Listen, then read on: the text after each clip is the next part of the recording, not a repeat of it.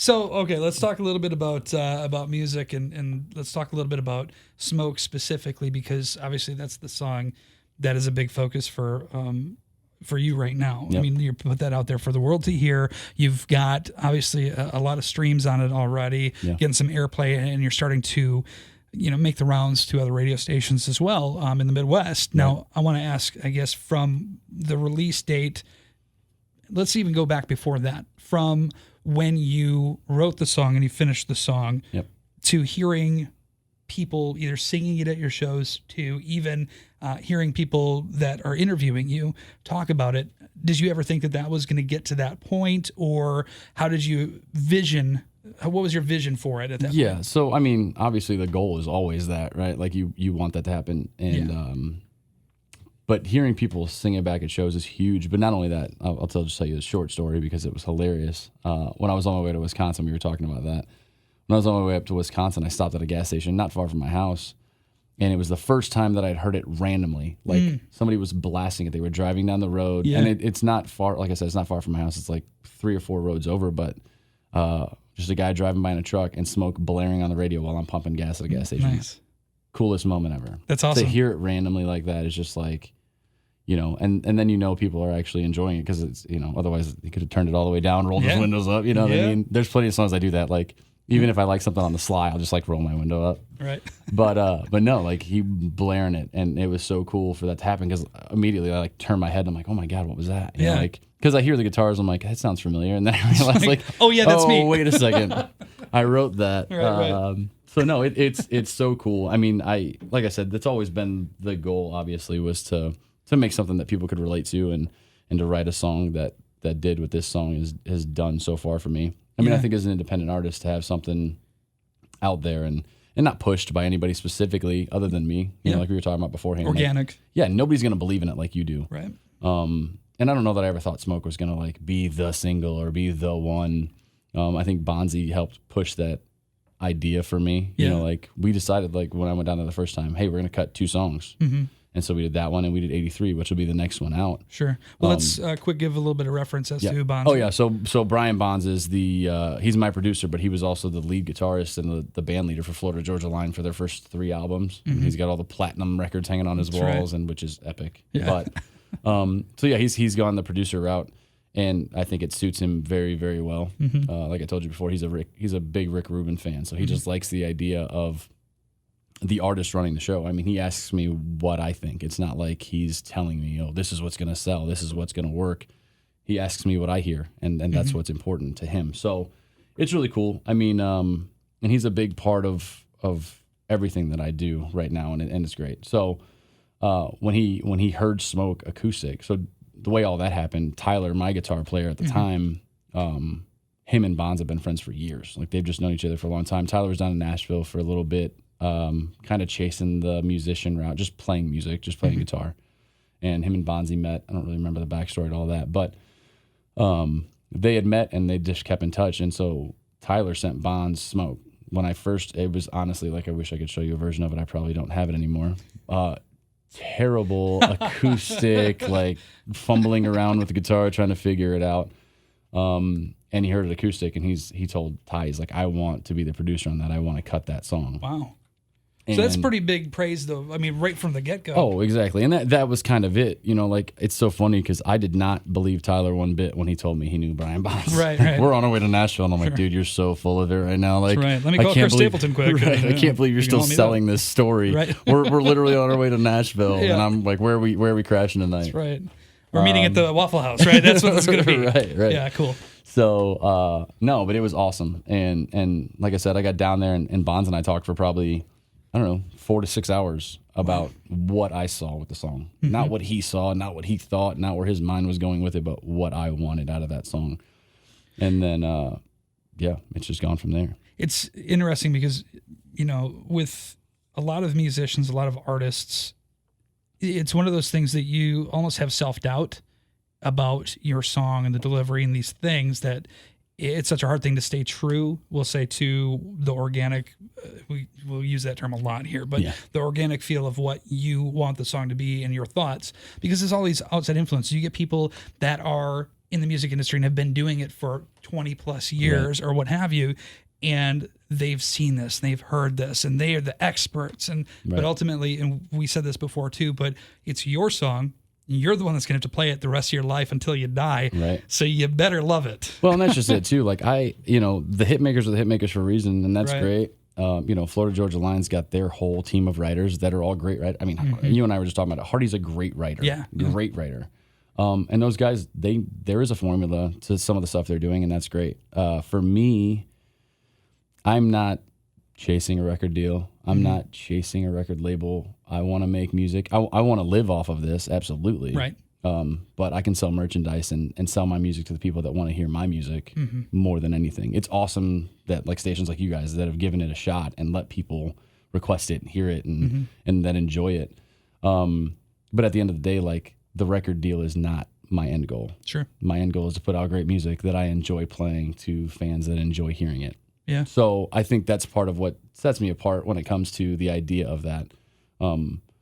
Obviously, people like Eric Church did it his way. It worked out all right. Like I told you before, Luke Combs got his first #1 before he signed his record deal. He's doing all right. He's doing just. I think he'll make it. I think he'll. Yeah. So and I don't want to be pandering. I want to be real and I want to be honest and I want to be true. So, like I said, I would love to write a beer drinking song or a whiskey song or something like that. All that stuff is cool. I enjoy the hell out of it, but you'll never hear that song as a single write by me. Everything you're hearing right now is not like I've written all of it by myself. And those are the things that I know. Sure. But I've never sat in a bar all night long and drowned my sorrows, and like it's just not my thing. So I could talk to your wife and see if we can make that happen. Like just for one day. Yeah, exactly. Just give me some material. Could you just upset him a little bit? Right. Just break his heart for just a little bit and then bring him back. Right. Well, and that's the thing, like Smoke. So I always, I didn't tell this story for a long time about what Smoke was, but then people were like, well, like,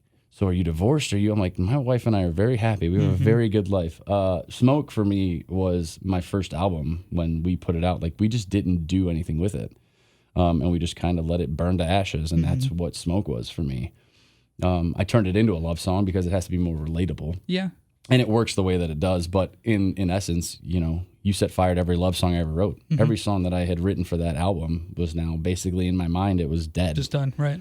Well, we'll use that Walker Hayes, you broke up with me. Yeah. That's not a love song. Right. That's about his record deal as well. Same thing, man. Yeah. But it's how you form it to everybody interpreting on their own. Exactly. And that's the whole thing. Like in my mind right now, and again, I don't know how I'm going to feel 15 years from now, but in my mind right now, like I love playing Smoke, and I love playing Smoke because of what it means to me, but also what it means to other people. Right. There are people that are going through a heartbreak, that are going through a real situation where it feels like their world is ending, and Smoke is like the perfect essence of what that is for them. Sure. And so that's awesome. And I think that's what great music is. Yeah. Is that you can interpret it into your life. You can make it fit your narrative, I guess. So if there's how do I say this too? If there's an easier route for you to be able to maybe get a little bit more of that mainstream success, we'll say, maybe doing a beer drinking song, is that something that you would still do? I mean, I don't want to say like conform to, don't sell out, but have a little bit of a flexibility in your songwriting to say, you know what? I could see this. Like I could still adapt it to what I'm looking at, or are you kind of just more so focused on one? Yeah, I'm not crazy. Like I'm not one of those people that's like, oh, I would turn down this and this and this. No, I mean, if it's a song that I enjoy, there's plenty. Like I said, dude, if I wish someone would have approached me with whiskey glasses, or drunk me, or I mean, I would obviously sing those songs. At the end of the day, I want to be an artist too. Like I don't want to just be a songwriter. I want to be an artist. So there's going to be songs that, like I said, I mean, and this is why I want to write with a lot of other people. And we've talked to a bunch of different artists in Nashville, or a bunch of other writers in Nashville about co-writes. Because people do relate to those songs. At the end of the day, people do relate to that stuff still. And not only that, like, dude, you want to have a good time song.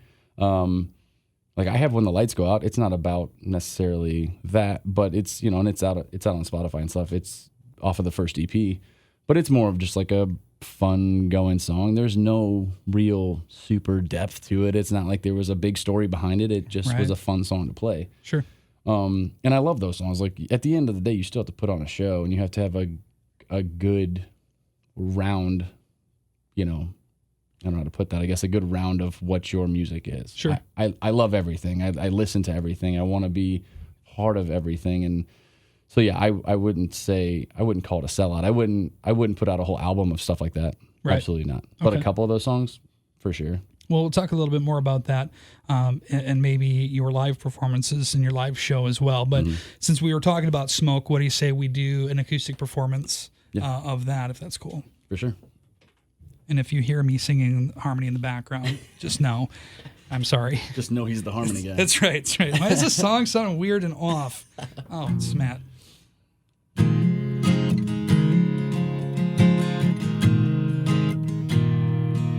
There's only one way in and one way out of this sleepy one-night town.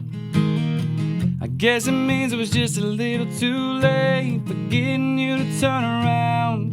There's only 3 places that you would go if you didn't want to be found. And that ring that you left on our front porch swing means you ain't coming back around. You set fire to every love song I ever wrote. You took the ring right off the finger, that hand I loved to hold. Now you're gone, you moved on, left me out here alone. You set fire, left me standing here in the smoke.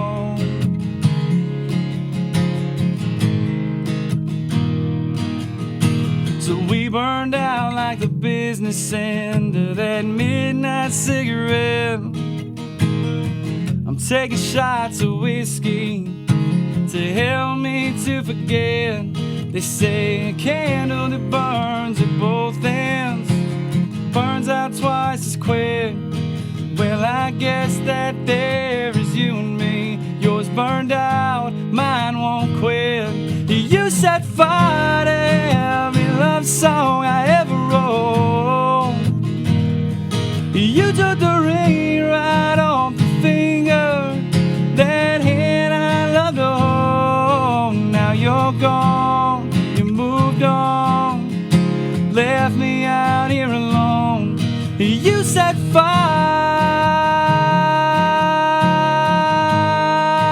left me standing here in the smoke.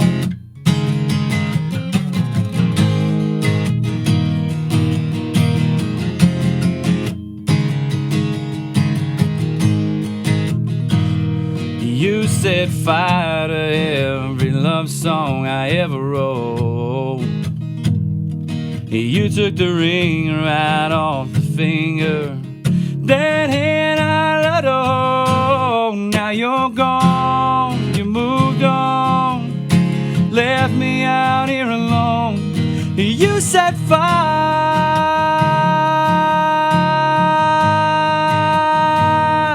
you set fire.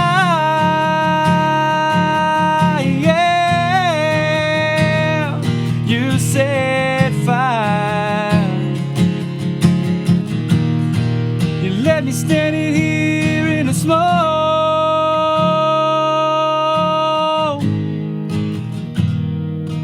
There's only one way in and one way out of this sleepy one-night town. Smoke. Town. There you go. That's my harmony. I have to say, obviously, your skill set very good. I think there was about 3% of the water in there, though. That was the reasoning why it was such a great performance. That was 100% it, because like I said, my sinuses these last couple of days, man, has been epic. Wild, right? But not only that. Yeah. So Saturday, my daughter had her last cheerleading competition of the year. Oh. I'll have to show you the picture, but I dressed up as the Chesterton Trojan. Did you? And I got to be the mascot for the day. Oh, man. Oh, that's awesome. It was epic. So I got to dress up, and I had to yell a lot. So I may or may not have blown my voice out on Saturday night. And, So, that on top of the allergies. But hopefully it sounded good. Yeah, dude, that was awesome. So let me ask that question then, because it's something that when you get to be, more mainstream artist, you have opportunities that present themselves to do things, Yep. you know, whether it be a celebrity judge or whether that be to, you know, sing the national anthem at XYZ event. So is there something like that for you that you're like, man, you saw somebody else do that, I want to do that. That would be really cool. Anything in New Orleans Stadium, like anything with the Saints, I Sure. would absolutely do. Okay. Did you hear they're selling the team?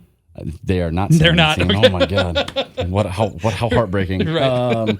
Yeah. So I don't know. I mean, there's never been a situation like that I would love to do any of those things. Yeah. They would all be fun. That'd be cool. Know? I mean, that to me, that's a sign that you're making it. Yeah. You know, Sure. I'm not going to be a judge on American Idol. I'm not going to be a judge on The Voice. Like that stuff will never happen. Yeah. But yeah, I think any opportunity. I think I told you, like I want to be in front of people, and if they want me there, I want to be there. Sure, So, absolutely. I just think back to like Chris and Preston at Low Cash when they were first starting to, you know, try to make it. You know, they had an opportunity to perform during this pay-per-view event of this like not professional WWE, but like some other wrestling outfit, and they, you know, were performing going down the ramp and da da da. That's awesome. It was a pretty cool thing. That would be epic. Yeah. Yeah. So I just think about that. Think about that as a little boy. Like, what little boy doesn't want to walk down that Seriously. ramp? Yeah, hit the music. Right. Let's go. Yeah. Right. Go Throw stun smoke somebody. on and let me. Well, I'm not going to walk down in my underwear, but I'll still come down. It'd be Trojan cool. costume. You've already committed. That's it. You've right? got your outfit. That's it. So let's talk about performance-wise, because obviously wrestling a performance, but your on-stage performance as an artist is something that people might, I don't know, view as maybe a little bit more, I don't want to say showman, but in a way showman, but more on a rock edge of a showcase, because you want people to leave you're remembering Jonny James. Like, that's the guy. Yeah, I mean, I can appreciate the people that can stand behind a microphone and just have the most epic voice ever. And I definitely think that I have the talent with my voice. I don't think that I lack that at all. But I want people to remember the show. Sure. And like I told you, that Eric Church show in Chicago, that'll be a show that unless I get dementia, I will remember for the rest of my life. Right. Because epic. I mean, it's just a show that you can't forget. And there's a few different artists like that. I mean, Hardy, we were talking, Hardy puts on a great show for stuff like that. And again, there are plenty, like Chris Stapleton live is an amazing show. That dude doesn't have to do that. No. And I don't think I have to do that either. It's just what I enjoy doing. Every show that I ever went to growing up was that. There's a show element that has to happen at the end of the day. Well, and one of the biggest things I've heard from an artist saying too, and I think, and I'll throw it out there to you and ask you the question then. Do you remember every single song that was sang during Eric Church's show? No. Do you remember how you felt? Do I remember how I felt through the show? Oh, absolutely. Okay, so that's what sticks with people, and that's as an artist or from an artist standpoint. And I will never be an artist, and I know that. But from a standpoint of, being a spectator, that's what I take away. Yeah. It's something that you attach to that feeling and you remember that. Well, and there's people that I met that night at the Eric Church show, the second night. So the first night we were in the pit, obviously everybody that was in the pit is a diehard Eric Church fan. Yeah, absolutely. But when we were on the floor the second night, there were people that were like, yeah, like I've heard a few songs by him, blah, blah, blah. Yeah. And like they were just like casual fans. By the time they left, they were fans. Yeah. And that's the same thing for me too. And that's just it, and I can appreciate the casual fan, but it's like, when you go to a show like that and they put on a show like he does, and the dude, what did he play, 3 hours, 3.5 hours? Yeah. Nobody's doing that now, right? And he's doing it twice in every state or every venue. Yep. So, number one, you have to, just for the longevity, you have to appreciate what he's doing. Totally. And on top of that, like that he's putting on the show he's putting on. And like I said, so those casual fans then become diehard fans. Right. And you want to for me personally, I want to put on the best show I can put on. Absolutely. So so along those lines too. So when we were in our seats, not in the pit, but the second night when we were up in level 2 or whatever it was, we were sitting there, and me and my buddy, we were singing every word to every song, and it was awesome. And this girl, woman I should say, that was sitting next to us, was just like looking at us and like, she's like, man, I'm having so much fun just watching you guys. Like, I don't really know Eric, but you guys are having so much fun. Like, now I got to go and get to know his music more. I'm like, yeah, absolutely do. Right. But I don't know. It's just something about that show. Again, it brings people together. Well, and think about it too. I mean, especially with as many, like, I think everything's kind of going more the festival route. Like, I'm not saying touring's like falling off. Touring is still touring, but a lot of things are going to the festival route now, and people are coming to festivals to see certain artists, but the chance of them running into somebody else, running into the Hardys that are coming up, or I don't know, the Riley Greens that are coming up right now in the country scene. Like for me, it's kind of the same thing. Put me on a side stage at one of those shows and let me do my thing. Yeah. And I promise you, we're gonna make people remember it. Yeah. And that's the goal for me. And so I think that, like I said, music is obviously what it's all about at the end of the day. Right. But music can't be the only thing that it's about. Well, and again, we refer back to other artists that we've spoken about, and they're not the most talented when it comes to interviewing. They're not as talented when it comes to vocal ability, but they have that that people cling on to. Oh, for sure. And so, with that, if you were able to kind of encapsulate all of those features into one, you obviously have a better shot and better chance of doing that. Yeah, I mean, I don't know what there are a million people trying to do what I'm trying to do, right? So I think that's the one thing that I use to my advantage to kind of try to help myself stand out, is that I'm open, I'm honest, my songs are real, and I'm going to have an awesome time on stage, and you're going to know it. So either you're going to watch me have a great time and you're not going to have a great time, or just join in and we'll all have a great time together. I like that. And I like it. Well, let's ask then, what is your big song that you sang to, like let's say your favorite song to sing on stage that gets the crowd going, that you also are like, man, this is great. Favorites? Well, I mean, right now it's Smoke. Smoke. No. Of course. Let's say cover song. Cover song to sing, man. That's a good question. What gets people going? Drink in My Hand, Eric Church is usually a pretty big one. I like to cover a lot of the stuff like that. A lot of Eric, obviously, but Luke Combs. I mean, anything Luke Combs do, obviously, is just crazy. Beer Never Broke My Heart is a big one right now. Sure. It kind of just depends, I think, what's on the radio. What are you guys playing that's fun, that needs to everything good that everybody loves. Yeah. So I mean, outside of the original stuff, like I usually try to get the covers going. I mean, even when we go back to like Cruise, Florida Georgia Line, or the Dirt Road Anthems, like I like to keep an upbeat momentum with even the covers that we do throw in there. Sure. So. Would you be opposed to playing Drink in My Hand for us here? Is that okay? Are we legally able to do that? I don't know. Are we legally able to do that? I don't know. Maybe. I'm putting you on the spot too. We didn't discuss any of the songs you're going to play. You are 100% putting me on the spot. Or even like a Luke Combs, whatever you feel more comfortable with. That falls in line with that question. Yeah, let me see what I got. Okay. Or if you want to do Dirt Road Anthem, I'll do the rap part. It's fine. Cheat.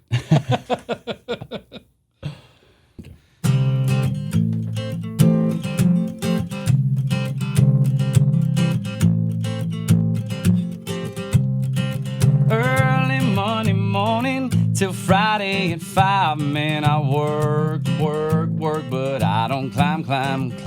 Boss man can shove that overtime up his can. All you gotta do is put a drink in my hand. Fill it up or throw it down. Got a 40-hour week worth of trouble to drown. No need to complicate it, I'm a simple man. All you gotta do is put a drink in my hand.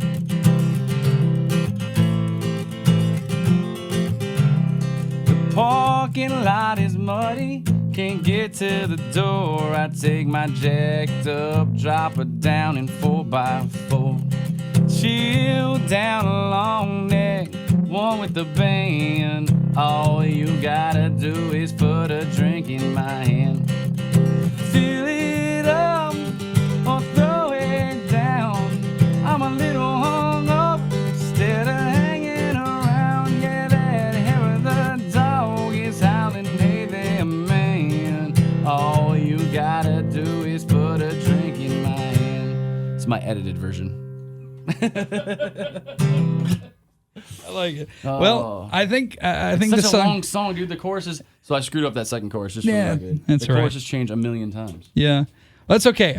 The good news is I think the song did the trick. So yeah, I think yeah, no doubt. I think Eric Church does it right. That's right.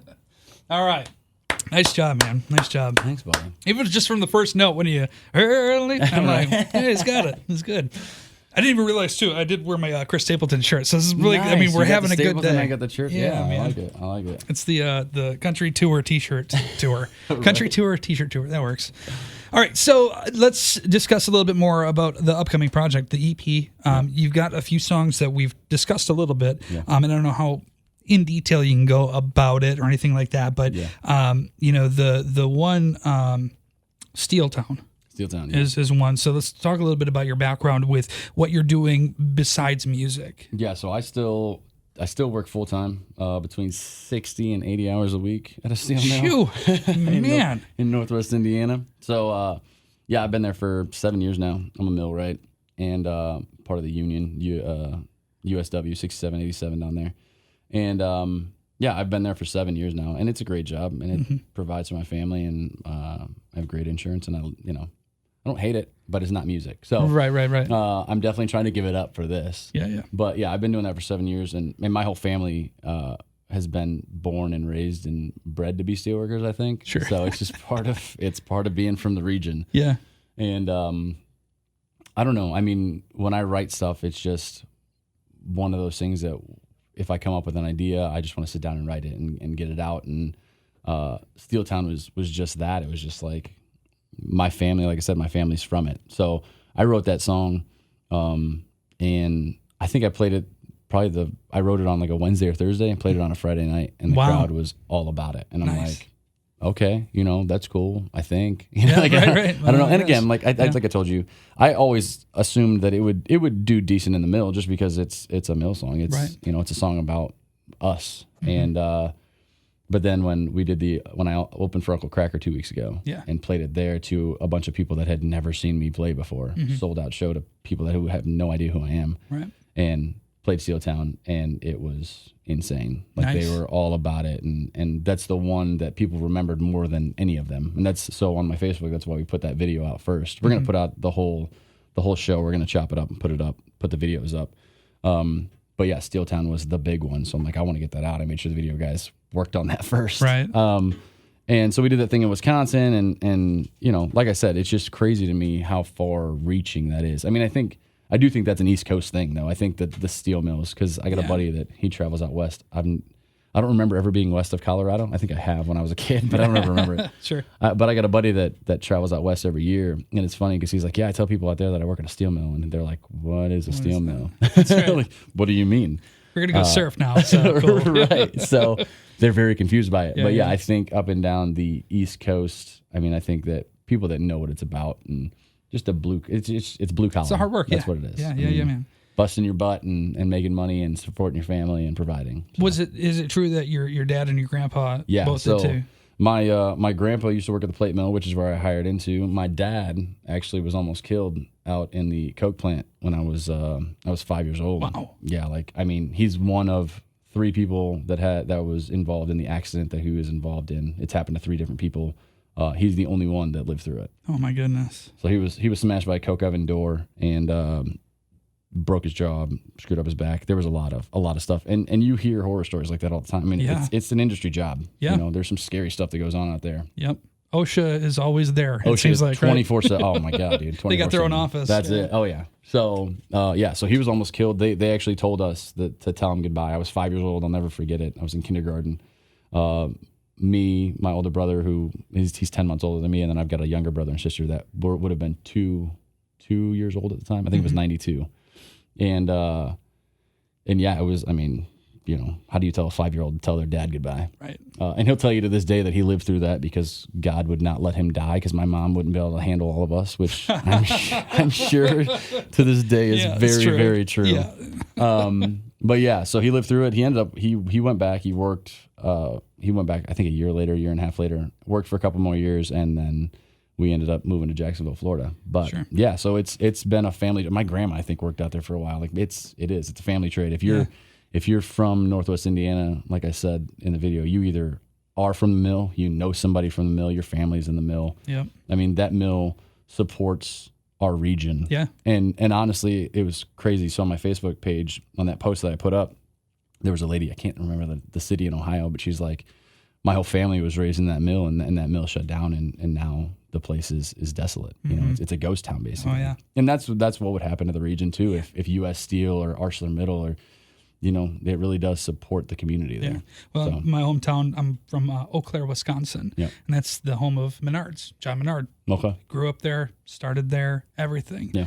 And that's the same thing, man. Everybody that's there is either worked at the store or the distribution center or Countertops Inc. that's right next door to it, or some kind of subsidiary of that. But so were you a box boy or were you like a cashier? Oh no, man! I was all in the warehouse, man. I was driving forklifts, unloading pallets, unloading trailers. You know, I know I look like, you know, a supermodel, but I was gonna say, you look like one of those guys they want to put out front, not in the back. Yeah, oh yeah, right. Not back then. Right. Man, I was so skinny and just awkward. I'm still awkward, but yeah. So it's just I totally relate to the whole, you know, this is the business that your family. I mean, my dad worked there, and my sister luckily didn't, but she worked at the Burger King right by, so she had a lot of those employees who come exactly. So buy it's stuff. like, honestly, that's it too. Like, you know, even there's so many small community shops that are just mom and pop shops that honestly, when it comes contract time, and I'm not going to get into the whole union stuff, but when it comes contract time,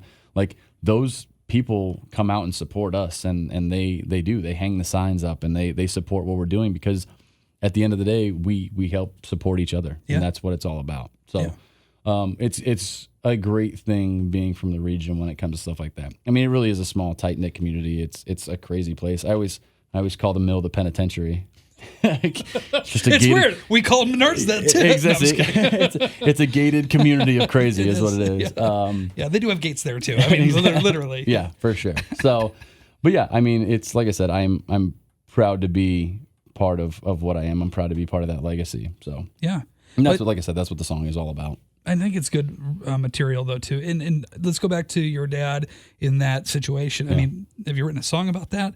I haven't yet, and I'm sure I will at some point. So it just seems like perfect material, like having to tell your dad goodbye. 100%. And it's crazy. I remember. So I hired in 2013 was the year my daughter was born. Mm-hmm. I hired into the mill, and I told him I was hiring in, and he was not happy because I went to college. Like I went to school. I have my degree. I've got all these things. He's like, "What are you doing? Like you don't need that to work at the steel mill, you know."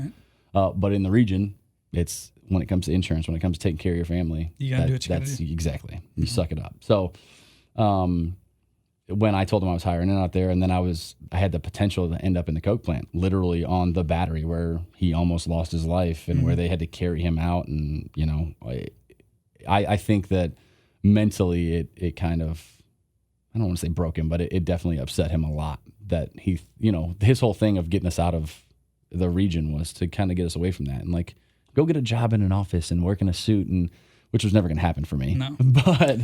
But I think, you know, for a moment there, he felt like he could have and should have done more, you know, and again, I think being from the mill and being from a mill town, you know, that there's pride in that. There really is. At the end of the day, I think my grandpa was very proud that he was the start of that legacy, that all of us working there and supporting our families. At the end of the day, that's what a job is, right? You're just doing it. It's great if you love your job. Mm-hmm. Not everybody does, right. But at the end of the day, it's to pay the bills. Yeah, so. You got to make ends meet. And if everybody went to work for free, that'd be great. But again, nobody would get any money, and nobody would be able to afford anything. Those cardboard boxes would be real expensive. Right, exactly. So let's talk about, I guess, the future of Jonny James. Yeah. You know, we talked a little bit about the EP, and we'll go back to that here in a little bit too. But when it comes to, you know, touring and dates, you know, what, as an artist who is starting and getting some momentum behind him, what is your process with trying to get these shows? Do you have somebody that handles that for you? And then do you have anything on the schedule? Yeah, so I've got a team of people. I mean, a very small team that all work for very little money because they're awesome.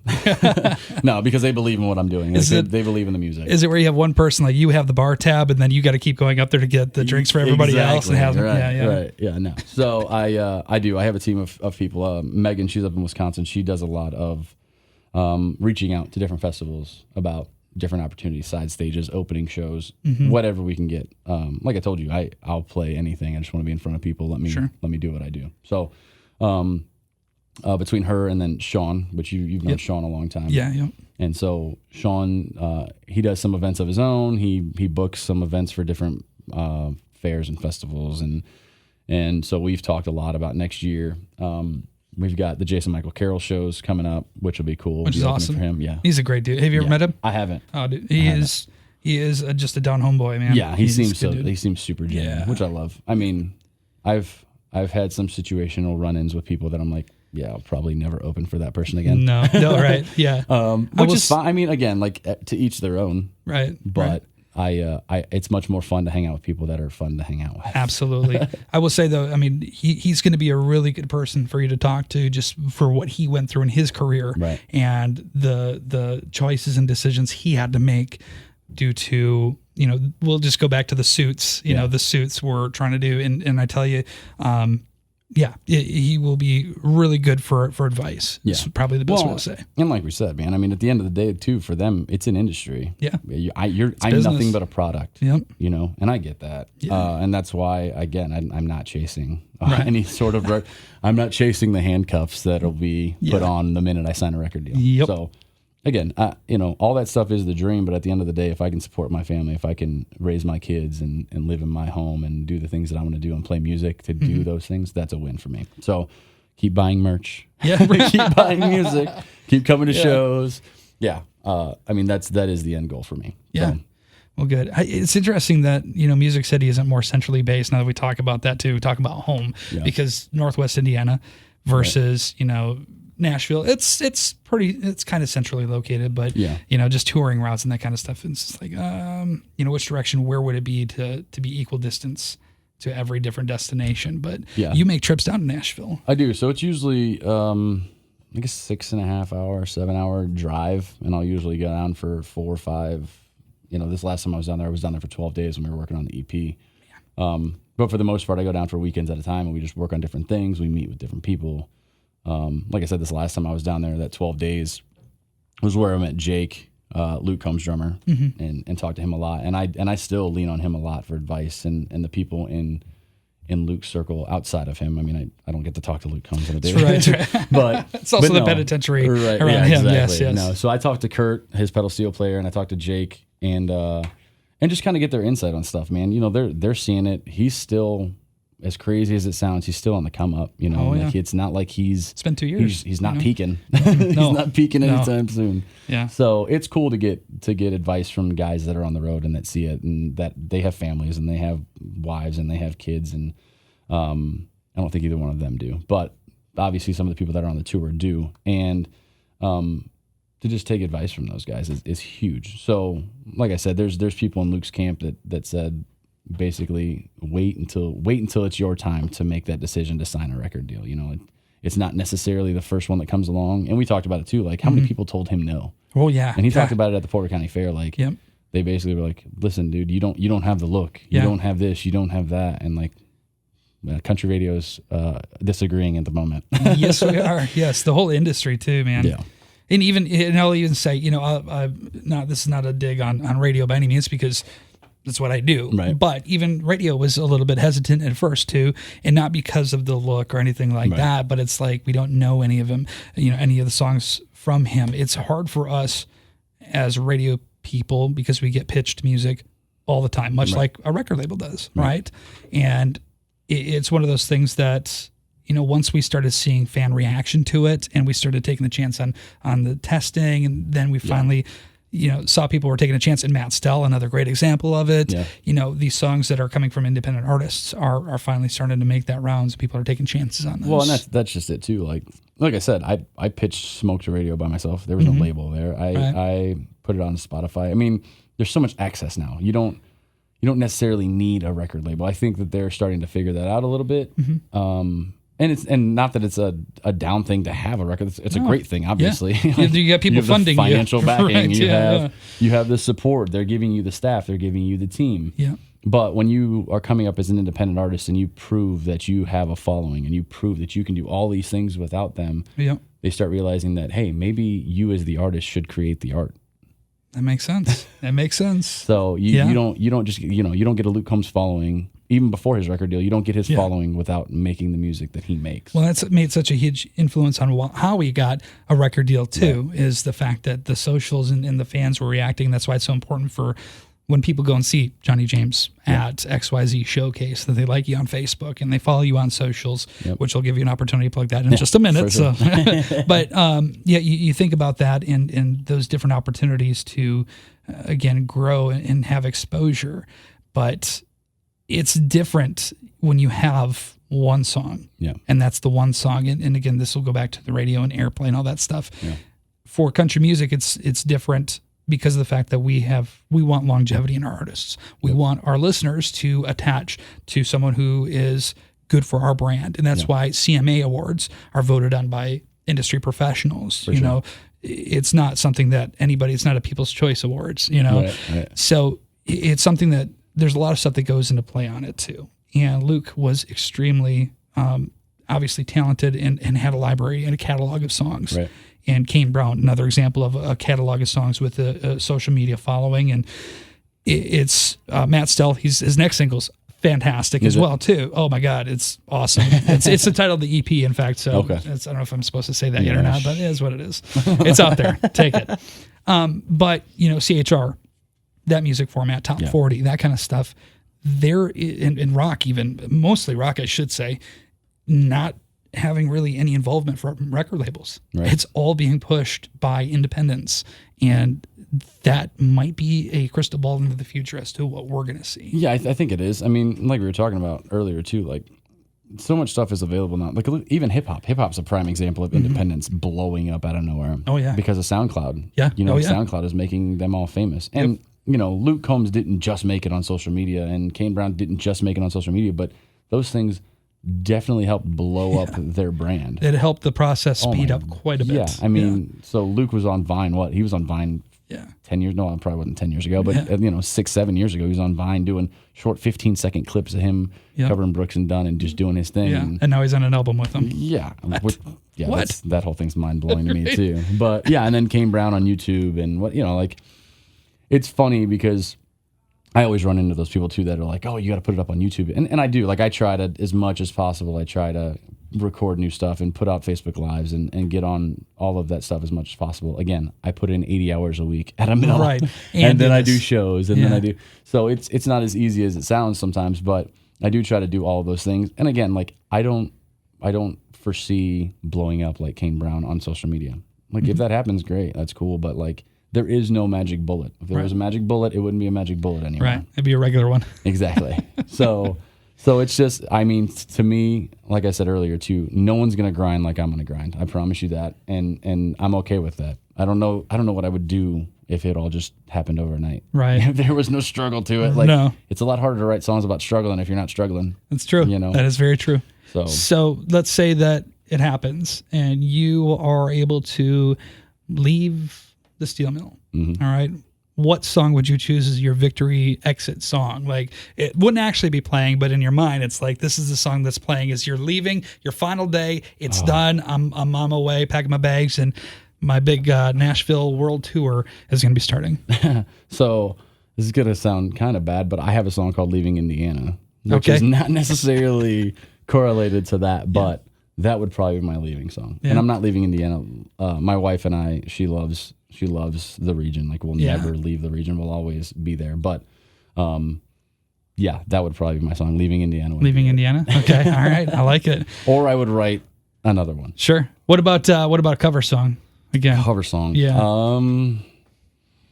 Because you're going to do a slow walk. So there's plenty of time for two songs. That's true. I would, it's going to be an epically slow walk. Right. I don't know, man. What would be my leaving song? What would be my walk-off home run song? Mm-hmm. I feel like I would go with something like Back in Black. There you go. I don't know why it would be that. I have no idea. But that's I feel how it works. That would be it. Yeah, I mean, something big, that's for sure. Something big. Okay. Well, let's talk about something big, because again, we'll trail back here to the EP. We mentioned the Steel Town song. You have other songs that are on there. Yeah. What other songs can you tell us about? So, Heartbeats to the Radio is probably the other one that's done when I do them acoustic. When I come different radio stations and do things. Heartbeats of the Radio is probably the next one that's got the most attention outside of Smoke and outside of Steel Town. And mostly because, again, it's just so relatable when it comes to the idea of my little boy is everything that I was at his age, which is insane. Yeah, you can say whatever. It is a podcast, so you can say whatever you want. He's crazy as shit then. He's crazy as shit. No, so he... this weekend is a prime example. He felt like he was really Spider-Man at Menards. It's funny, we were actually at Menards There on you Sunday. go. You saved big money there. I don't know if you heard. I'm going to see if I can get them to sponsor this. We have to get on the podcast. So he's running around Menards in his Spider-Man suit, and I mean he's getting high fives from everybody, but he's nuts. So, but anyways, the story goes we were leaving his mom's volleyball game because he was running out on the court. And he was being nuts, and my wife was already, 4 months pregnant at the time, and I'm like chasing him around this place. I'm like, listen, we're just going to go home. And so we left, and he wasn't very happy about it, so he's kind of in the back whining, whatever, and I just, like a normal sweet dad that I am, I turn the radio up a little bit. And he starts singing along to all these songs. And the first one was Beer Never Broke My Heart, Luke Combs. I'll never forget it. And then... Why does every kid sing that song? I don't know. I did. Do you see? Yeah, it's hilarious. Yeah. But then Whiskey Glasses comes on. There was something Eric Church that came on. But either way, like he's literally, and again, he doesn't know the words. He's 2 years old. Right. But he knows the melodies to everything. Mm-hmm.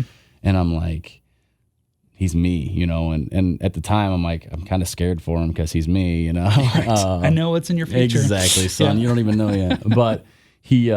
So yeah, I wrote Heartbeats to the Radio, and it's a story about me growing up and everything in it's real. When I was young, my dad will tell you the story. I almost fell out of his truck. It was a little hoopty Ford, blue thing with the bungee cord literally held the door on the passenger side, and I almost fell out. He had to grab my arm, save me from falling out of his truck, coming back from Grandma's house. Mm-hmm. And then I bought my first car when I was 16. I think I was 16, might have been 17, but the song goes 16. So bought my first car from my uncle for $200. It was, again, another just hoopty hatchback, threw a radio in it, and that's all that mattered to me. And yeah, I mean, I genuinely feel like, my heart beats to the radio. So that's how it is. I think that's awesome. Yeah. All right. So another great story behind that song. Yeah. Co-writes, you mentioned that all of the songs are written by yourself.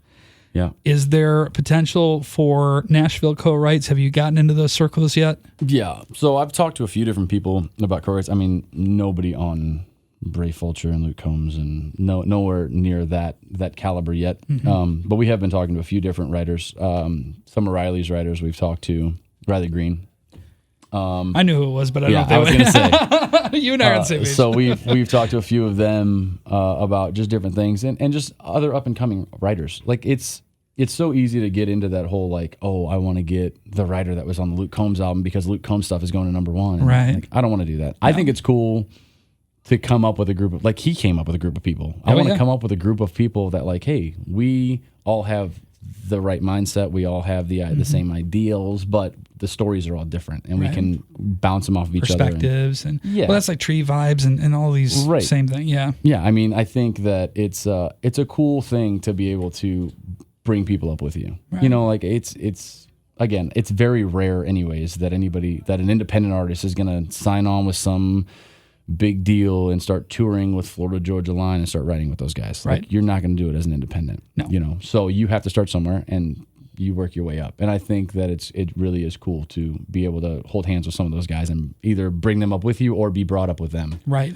Well, Kanan Smith is a perfect example of that too. Exactly. One song that was a hit and then fizzled out for a couple of years, but now brought back into the loop. But he's been songwriting the whole time. Yeah. So. And that's just it. I mean, you have to write constantly. So I write a lot, and so Bonds and I have written a couple songs together. He's mostly guitars, I'm mostly lyrics, but like we've written some stuff together. I've got a couple people in Northwest Indiana that I've worked on a couple different things with. None of them are on the album, but we've been working on some things. And like I said, I'm always down to co-write. I think it's cool as an artist. It's so much more fun to be able to see other people's angles on it too. Mm-hmm. Like when I wrote Why We Fight, it was a co-write with somebody else, and she brought it to me and she was like, hey, like, what do you think of this idea? And I'm like, I don't know, let me sit on it, And literally I wrote it that night, the entire song. I wrote the song. And it's like, but it took somebody else bringing me the idea, right? You know what I mean, or bringing me just the big picture, and then me being able to zone in and do that. Sure. And I think that's part of it. I would never take credit for the songwriting ability. I fully believe that I'm blessed. Like, I don't know what it is. I don't know why. If you love my music, then I'm blessed and beyond belief with that. Sure. And I'm very thankful for that. And I do work. It's not that I don't work hard at it. It's not that I don't. Yeah. I have, if you go to any of my social media stuff, like I've got a rhyming dictionary. I've got songwriter books. I've got a bunch of different stuff that I try to study or try to incorporate. But Bonds and I have talked about that a lot too. He's like, did you ever use any of that stuff to write your stuff originally? And I'm, of course I'm like, no. And he's like, well, don't lean too much on it. Yeah. Write what you write. Don't try to make a formula out of something that's not a formula. Right. And so Keep it organic. Yeah. There exactly. it is. So that's how the eye roll. The eye roll was there. So I do though. I try to take a little bit of everything. Right. I don't want it to be too cookie. I don't want it to be cookie cutter at all. Right. I want it to be mine. Yeah. And to do that, I think that you just have to be genuine. I don't think that it takes a songwriter book or it takes anything crazy. I think it just takes being genuine and being honest. Mm-hmm. So. Well, I think that the next time we hang out should be over beers. Absolutely. And we'll put some pen to paper because that dad song, it's going to happen. Oh, it's going to happen. Yeah, it's a genius idea. You're going to get a little co-writer credit. Hey, I'm all about it. It started finally my music career right there. That's it. All right. So what do you say we wrap up with one more song? If you're good with it, if you need more water, we can do that too. No, we're good. So one more song, Dealer's Choice. I'll let you do your thing. All right. So I guess we're going to do Steel Town then. We got to do it, right? We got to do it. All right. Absolutely.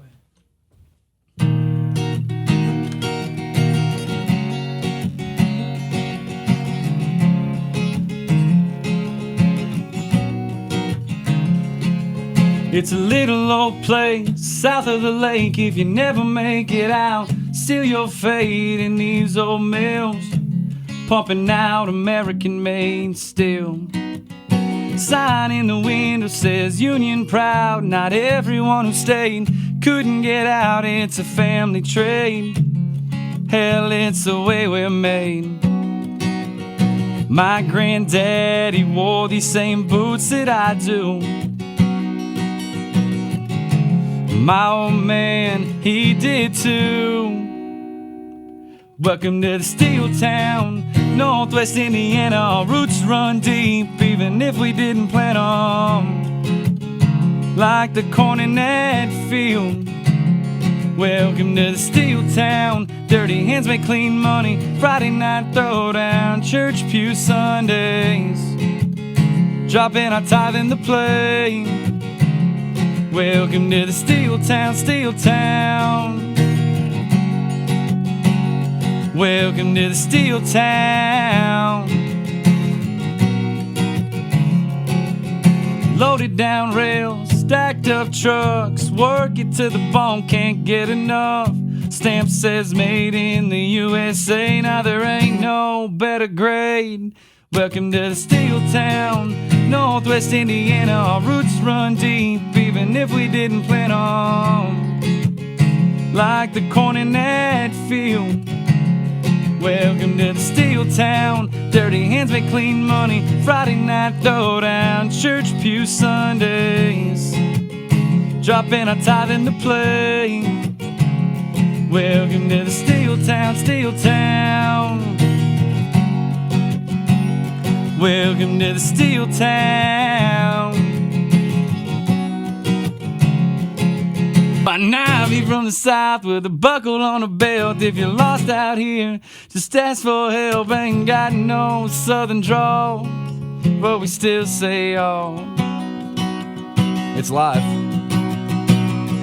Welcome to the Steel Town, Northwest Indiana. Our roots run deep, even if we didn't plant 'em, like the corn in that field. Welcome to the Steel Town. Dirty hands make clean money. Friday night throwdown, church pew Sundays, dropping our tithe in the plate. Welcome to the Steel Town. Welcome to the Steel Town, Steel Town. Steel Town, USA.